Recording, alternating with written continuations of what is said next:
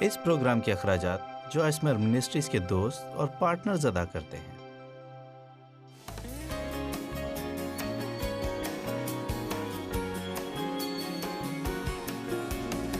کلام سننے اور اس پر عمل کرنے کی کوشش کیے بغیر آپ کیسے تبدیل ہو سکتے ہیں؟ میرے خدایا، میں بتاتی ہوں، اگر آپ اتنے ہی برے ہیں جتنی کی میں تھی تو مجھے ہر چیز کی ضرورت تھی جو میں نے سنی، تقریباً ہر چیز۔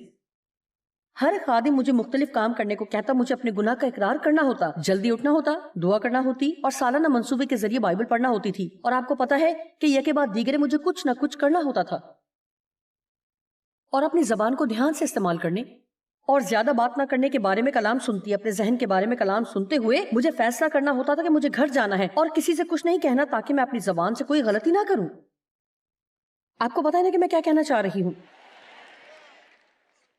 اور پھر کبھی بہت زیادہ خاموش ہو جایا کرتی، اور پھر لوگ کہتے کہ آپ کے ساتھ کیا مسئلہ ہے، اور پھر میں کہتی تھی اگر میں بولوں تب بھی تمہیں پسند نہیں، اور اگر نہ بولوں تب بھی۔ آپ چاہے جو کچھ کر لیں، لوگ آپ سے خوش نہیں ہوں گے۔ اس میں نے ایک عجیب سی بات دیکھی کہ جب بطور نظم و ضبط جب میں خاموش رہتی تو میں اداس ہو جاتی تھی، اور شام کے ہونے تک بالکل نڈھال پریشان ہو جاتی، اور میں اس بات کو سمجھ نہیں پائی۔ تو میں نے خدا کو کہا، میں تو وہ کرنا چاہ رہی ہوں جو تو چاہتا کہ میں کروں، تو پھر میں پریشان کیوں ہوں؟ تو پھر خدا نے مجھ سے کہا، اس نے کہا تم منہ کو تو بند رکھتی ہو لیکن تمہارا دل تبدیل نہیں ہوتا۔ جب تم بولتی تھی تو کم از کم اپنا غصہ نکال دیتی تھی، لیکن اب تو سب کچھ اندر ہی رکھتی ہو۔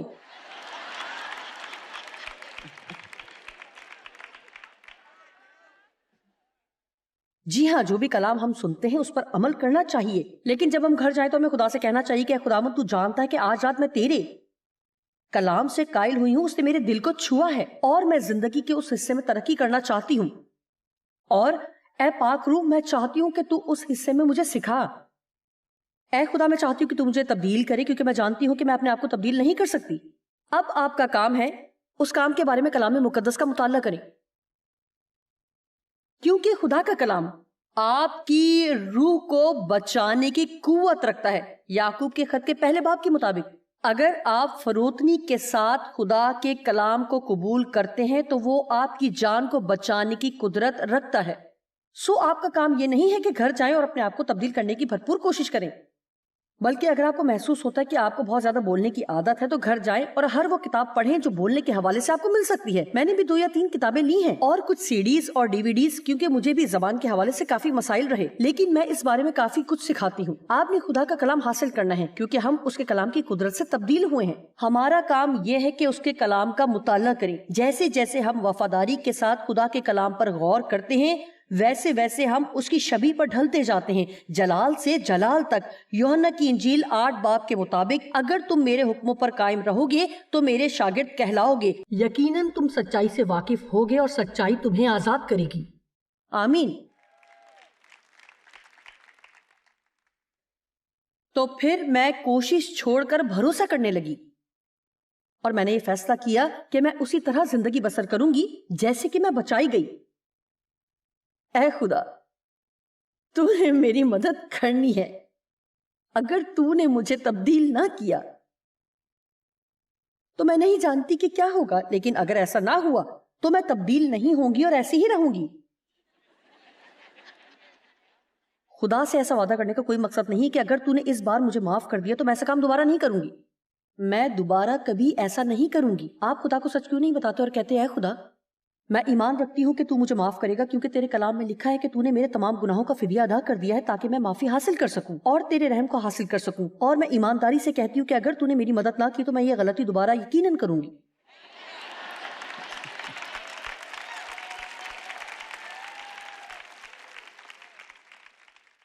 میں یہ صلاح نہیں دے رہی کہ ہمیں کوشش نہیں کرنی چاہیے، لیکن ہمیں جسمانی کوشش نہیں کرنی ہے۔ آمین۔ کیا اس عمارت میں کوئی ایسا ہے جو کوشش کرتے کرتے تھک گیا ہو؟ آپ میں سے کتنے ہیں جو اچھے مسیحی بننے کی سخت کوشش کر رہے ہیں؟ آپ کو پتا ہے کہ اچھا مسیحی ایک ریاکار ہوتا ہے۔ اچھے مسیحی جیسی کوئی چیز نہیں ہوتی۔ اگر ہم اچھے بن سکتے ہیں تو ہمیں مسیحیت کی ضرورت نہ ہوتی۔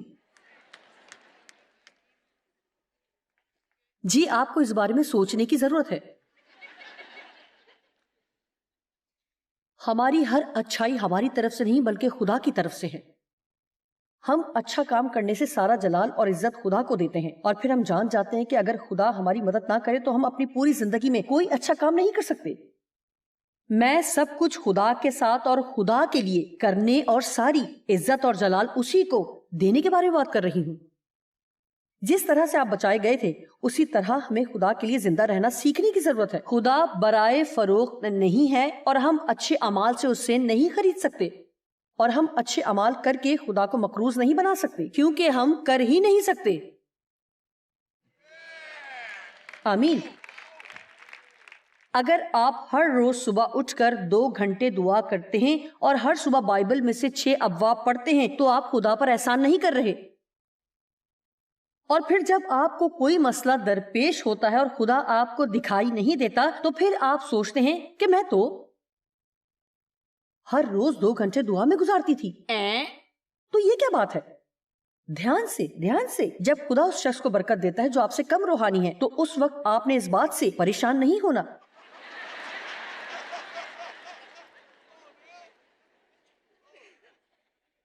دیکھیے، ہم سوچتے ہیں کہ اگر ہم اچھے ہیں تو خدا ہمارا قرض دار ہے اور خدا کو سب کچھ ہمارے لیے ہی کرنا چاہیے.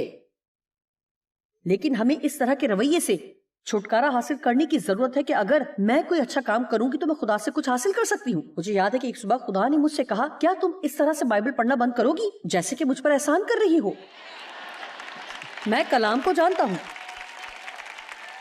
یہ تم اپنے لیے پڑھ رہی ہو. ہم خدا پر کوئی احسان نہیں کر رہے اور نہ ہی ہم اپنے آسمانی اعمال کے کیلنڈر پر چیک مارکس حاصل کرتے ہیں. جب ہم بائبل پڑھتے ہیں، دعا کرتے ہیں، ہمارے پاس ذہن ہے تاکہ ہم دعا کر کے خدا سے مدد مانگ سکتے ہیں. جب ہم بائبل پڑھتے ہیں، دعا کرتے ہیں، ہمارے پاس ذہن ہے تاکہ ہم دعا کر کے خدا سے مدد مانگ سکیں. دعا ایک شرف ہے، نہ کہ ذمہ داری یا فرض. بائبل پڑھنا عقل مندی ہے کیونکہ یہ آپ کو سکھاتی ہے کہ آپ کیسے اس طرح کی زندگی گزاریں کہ آپ کی زندگی بابرکت ہو سکے. آئیے کلام کے ایک دلچسپ حصے پر غور کریں. لوکا کی انجیل 17 باب کی 7 سے 11 آیت. مجھے یاد نہیں پڑتا کہ میں نے یہ آیات پہلے کبھی پیش کی ہیں. نہیں، آپ کہیں گے اور ایسی آیات جو آپ نے کبھی بیان نہیں کی. مگر تم میں سے ایسا کون ہے جس کا نوکر ہل جوتتا یا گلہ بانی کرتا ہو اور جب وہ کھیت سے آئے تو اس سے کہے کہ جلد آ کر کھانا کھانے بیٹھ، اور یہ نہ کہے کہ میرا کھانا تیار کر اور جب تک میں کھاؤں پیوں کمر باندھ کر میری خدمت کر، اس کے بعد تو خود کھا پی لینا.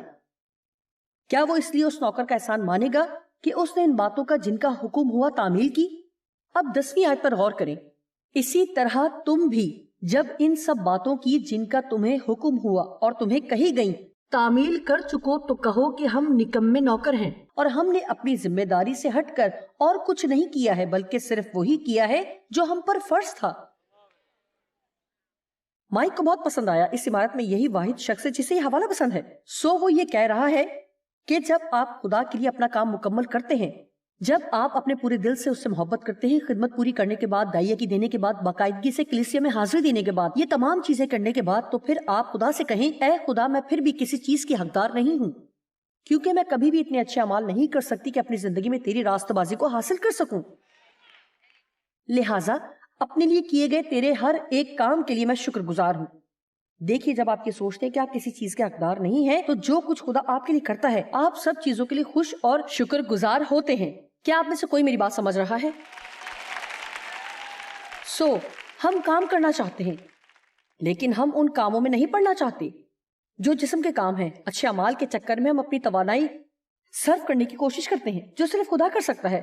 ہم وہی کرتے ہیں جو خدا ہمیں کرنے کو دیتا ہے. پھر ہم ان کاموں کے لیے جو صرف وہی کر سکتا ہے خدا پر بھروسہ کرتے ہیں. آپ کو کیسے پتا لگ سکتا ہے کہ آپ جسمانی نمود کے یا نیکی کمانے کی سوچ میں ہیں؟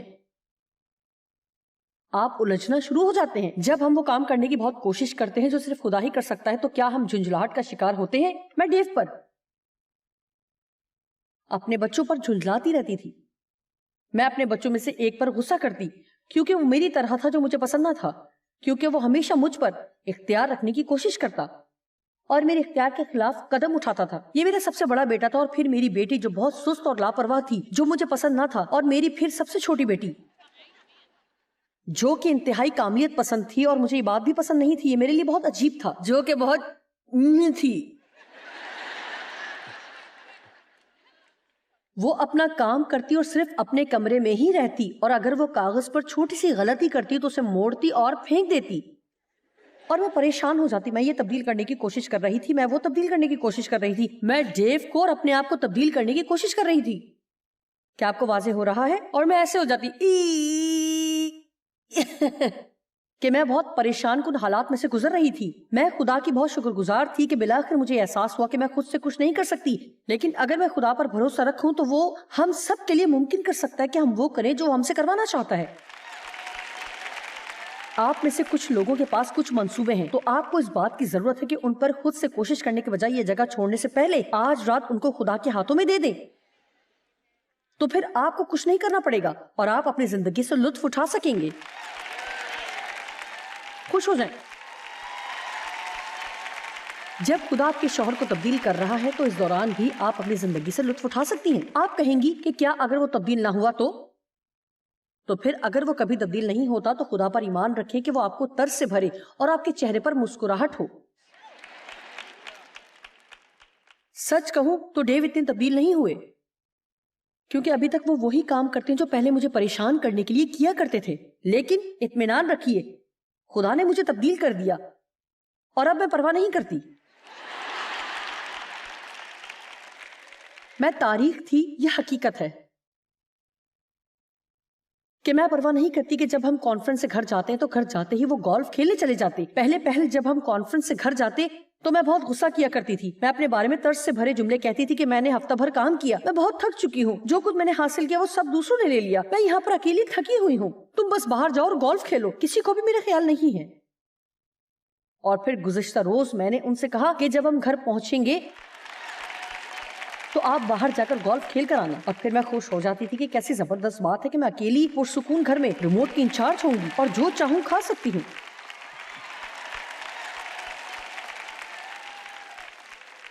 اور اب ہم ایک دوسرے کو پہلے سے زیادہ محبت کرتے ہیں، لیکن مجھے عقل مندی دکھانی تھی۔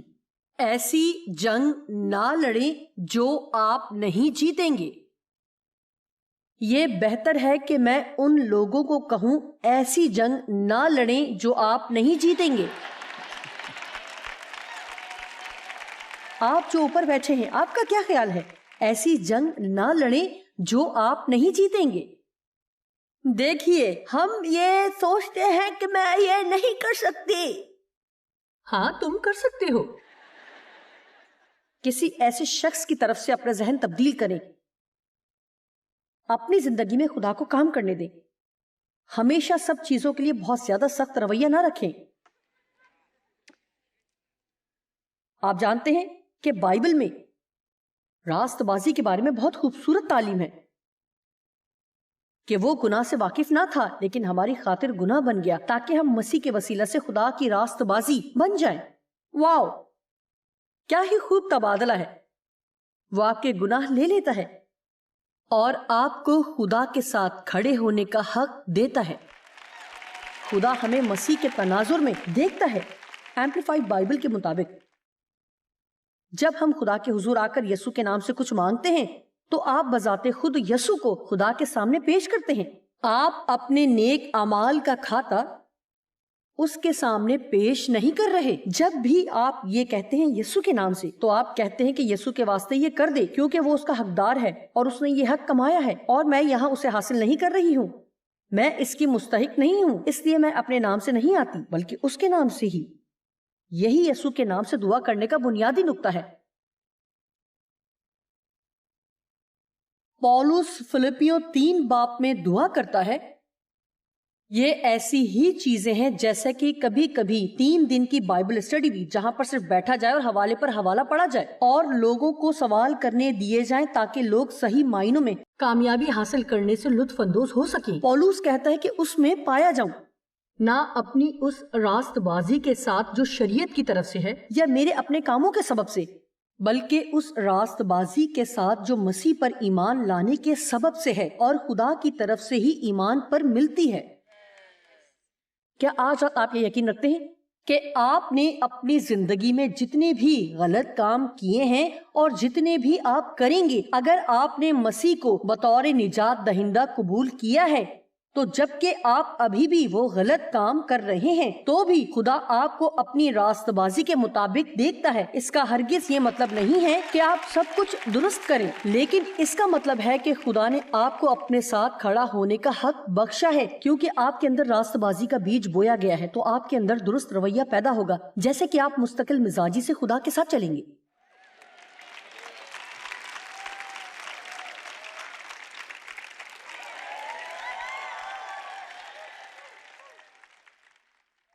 لیکن میں درست رہنے کی کوشش کرتی تھی، صحیح رہنے کی کوشش۔ میں اپنے چرچ کے دوسرے لوگوں کے ساتھ ہر سال بائبل پڑھنے کی کوشش کرتی تھی، کیونکہ میں سمجھتی تھی کہ یہ درست ہے۔ اور ہمارے چرچ میں ایک شفایتی دعا کرنے والی خاتون آئی جو ہر روز 5 بجے سے 9 بجے تک دعا کرتی۔ میں نے بھی یہ کوشش کی تاکہ خدا مجھ سے خوش ہو، اور میں نے پہلے 5 منٹ دعا کی اور پھر بوریت کا شکار ہو گئی، اور پھر مجھے پتا نہیں تھا کہ اگلے 3 گھنٹے اور 55 منٹس میں کیا کروں گی، اور پھر آخر کار میں نے وہ کام کیا جس کو اب میں دعائیہ نیند کہتی ہوں۔ کیا آپ دعائیہ نیند سے واقف ہیں؟ مجھے بہت پسند ہے، اور خدا نے مجھے یہ مثال دی، یہ وہ ہے جو خدا نے میرے دل سے کہا۔ اس نے کہا، تجھے پتا ہے جوائس، تم اپنی زندگی میں وہ چیز حاصل کرنے کے لیے گزار رہی ہو جو پہلے سے تمہارے پاس ہے۔ اس نے کہا، تم کرسی کے اندر جانے کی کوشش کرو جس پر تم پہلے سے بیٹھی ہوئی ہو۔ تو دیکھیے، میں کرسی پر بیٹھی ہوں، اور اب میں یہ کوشش کرنا شروع کروں کہ کرسی کے اندر بیٹھوں۔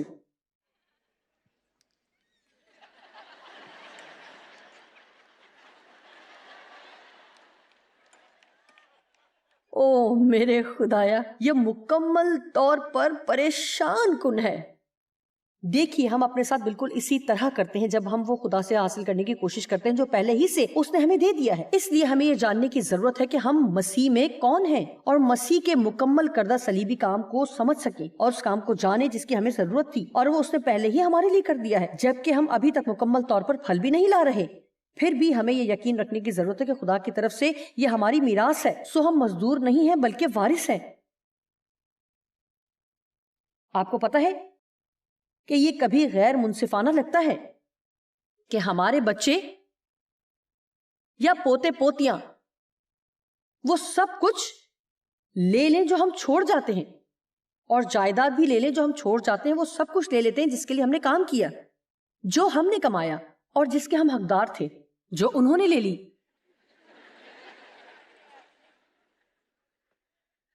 ایسی سوچ مجھے مجبور کر دیتی ہے کہ میں دیکھوں کہ میں کتنی تیزی سے خرچ کر سکتی ہوں۔ نہیں، میں بالکل بھی ایسا محسوس نہیں کرتی، کیونکہ میں ان سے محبت کرتی ہوں۔ میں دراصل ایسے طریقے تلاش کرتی ہوں کہ میں کس طرح ان کے لیے باعث برکت بن سکوں۔ اگر ہم اپنی جسمانی حالت میں رہ کر ایسا سوچتے ہیں تو خدا کسی قدر زیادہ ہماری بھلائی کے لیے سوچتا ہوگا۔ ہماری وصیت پر یسوع مسیح کے خون سے دستخط ہو چکے ہیں کہ ہم وارث ہیں۔ آمین۔ آپ کو درست جگہ وراثت میں ملی ہے کیونکہ یسوع راست ہے، اور آپ کو وہ ملا ہے جو اسے ملا تھا۔ میں آپ کو کچھ چیزیں بتاتی ہوں جو بائبل بتاتی ہے کہ ہم پا سکتے ہیں۔ ہمیشہ کی طرح میں اپنے نوٹس میں سے 4 صفحے پیچھے ہوں۔ روح القدس لو۔ ہر صبح صرف چند منٹ لیں اور کہیں، اے روح پاک، آج میں تیری معموری حاصل کرنا چاہتی ہوں۔ آج مجھے قوت دے اور مجھے اس قابل بنا کہ اچھے رویے اور اچھے مزاج سے سب کچھ کر سکوں۔ اور پھر ایک لمحہ بیٹھیں اور حاصل کریں۔ ہم سمجھتے کہ دعا ایک نہ رکنے والی گفتگو ہے۔ کچھ وقت لیجیے اور حاصل کریں۔ اے خدا، میں تیری حضوری کو لیتی ہوں، میں تیرے رحم کو لیتی ہوں، میں تیری معافی کو لیتی ہوں۔ ہم ایسا کرنے کے لیے وقت نہیں لگاتے۔ بائبل کہتی ہے، مانگو تو ملے گا تاکہ تمہاری خوشی پوری ہو جائے۔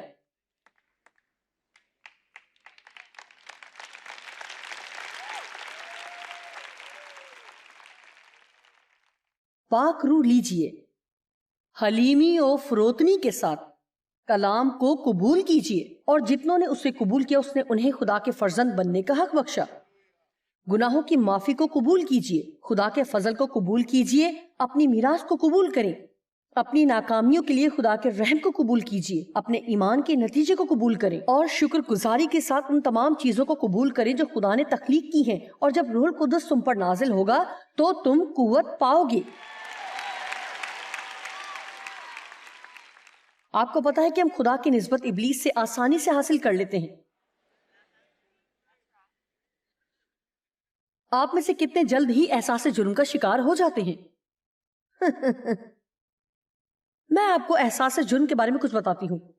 آپ کو پتا ہے یہ حقیقی معنوں میں کیا ہے؟ یہ ہماری غلطیوں کا ہرجانہ ادا کرنے کا ایک طریقہ ہے۔ کون ایسا کر سکتا ہے کہ غلطی کرے، معافی حاصل کرے اور پھر ایسی زندگی گزارے جیسا کہ پہلے اس نے کبھی کچھ کیا ہی نہیں؟ مجھے آپ کا پتہ نہیں، لیکن میں نے اپنے گناہوں کو مختلف اقسام میں تقسیم کیا ہوا تھا، مثلاً چھوٹے، درمیانے اور بہت بڑے۔ چھوٹے گناہ کے لیے مجھے صرف آدھے دن کے لیے احساس ہوتا تھا، درمیانی گناہ کے لیے چند دن، اور اگر میں نے کوئی بہت برا کام کیا ہوتا تو پھر میں 2 سے 3 ہفتے احساس جرم کے نیچے دبی رہتی۔ خدا نے مجھے سکھایا کہ تم صرف اپنے گناہ کے قرض کو اتار سکنے کی کوشش میں برا محسوس کر رہی ہو، لیکن تیرے گناہ کی قیمت بہت پہلے ادا کی جا چکی ہے۔ اگر قیمت ادا ہو چکی ہے تو تمہیں اداس ہونے کی ضرورت نہیں ہے۔ آمین۔ میرے خیال ہے مجھے تھوڑا ایسا کلام سنانا چاہیے، میں نہیں جانتی آپ سمجھ رہے ہیں یا نہیں۔ کوئی بھی برا کام کرنے کے بعد آپ آرام سے باہر جا کر سب کچھ بھول نہیں سکتے۔ جی، میرا مطلب ہے کہ اگر آپ کلام پر یقین کریں اور آپ ایسا کر سکتے ہیں، اس کا مطلب یہ نہیں کہ آپ حقیقی معنوں میں معذرت خواہ نہیں ہیں۔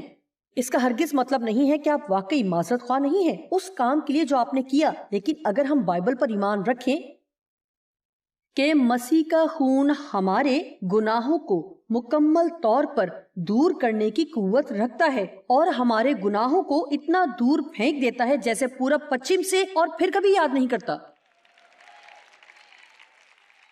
میں آپ کو ایک مشورہ دوں کہ خدا کو وہ باتیں یاد نہ کروائیں جو وہ بھول چکا ہے۔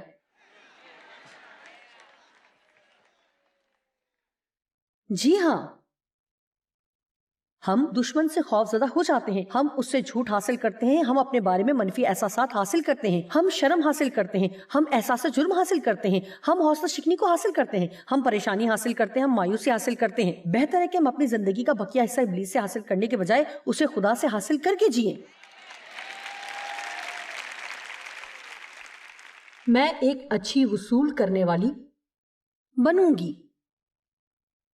خدا ہمیں یہ سکھانا چاہ رہا ہے کہ جب ہم کچھ غلط کرتے ہیں تو وہ اپنے رحم کو جاری کرتا ہے۔ اپنے غلط کام کا کفارہ ادا کرنے کے بجائے ہم ایمان کے وسیلہ سے اس کے رحم کو حاصل کرتے ہیں، کیونکہ ہم یہ ایمان کے وسیلہ کرتے ہیں۔ ایمان رکھنا خوبصورت بات ہے۔ میرا خیال ہے کہ لوگ خدا کی اس طرح کی تعلیمات کو پسند کرتے ہیں جہاں وہ دراصل یہ سنتے ہیں کہ وہ اپنی زندگی جاری رکھ سکتے ہیں اور اپنی تمام غلطیوں پر فتح پا سکتے ہیں، اور پھر ہم سے ان غلطیوں کے دھوئیں کی بدبو بھی نہیں آئے گی۔ کیا یہ جان کر آپ کو خوشی نہیں ہو رہی کہ چاہے آپ پریشانی کی بھٹی میں سے گزریں پھر بھی آپ کے پاس سے پریشانی کے دھوئیں کی بدبو نہیں آئے گی؟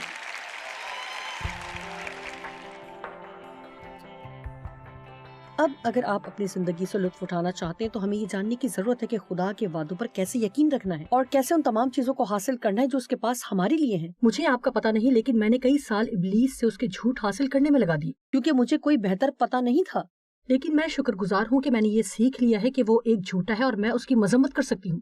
جو کچھ میں پہلے کیا کرتی تھی وہ کرنے کے بجائے اب میں اپنی زندگی میں خدا کی بھلائی حاصل کر سکتی ہوں، اور آپ بھی حاصل کر سکتے ہیں۔